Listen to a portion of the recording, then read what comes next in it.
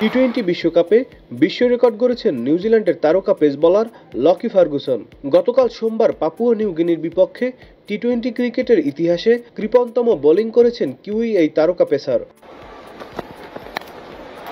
এদিন Ferguson 4 over bowling করে কোনো রান খরচ করেননি।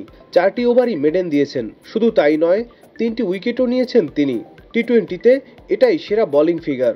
এর আগে 2021 সালে পানামার বিপক্ষে কানাডার সাদ বিন জাফরও 4টি মেডেন ওভার করেছিলেন, তবে তিনি 2টি উইকেট পেয়েছিলেন। তার সেই রেকর্ড ভেঙে দিলেন ফার্গুসন।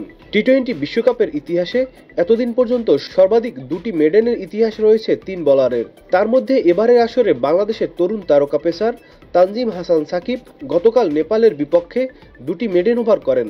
2012 সালে শ্রীলঙ্কার তারকা অফ স্পিনার অজন্তা মেন্ডিস জিম্বাবুয়ের বিপক্ষে এবং ভারতের হরভজন সিং ইংল্যান্ডের বিপক্ষে 2টি করে মেডেন ওভার করেছিলেন। সোমবার নিউজিল্যান্ডের তারকা পেসার ফার্গুসন পাপুয়া নিউগিনির অধিনায়ক আসাদ ভালা, চার্লস আমিনি ও চাদ সোপারকে আউট করেন। তার বোলিং তবে 19 ওভার 4 বলে মাত্র 78 রানে অল আউট হয় Papua New Guinea.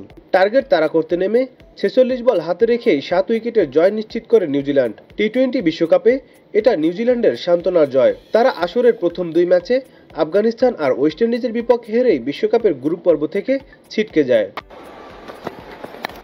Nadim Hasan, channel I.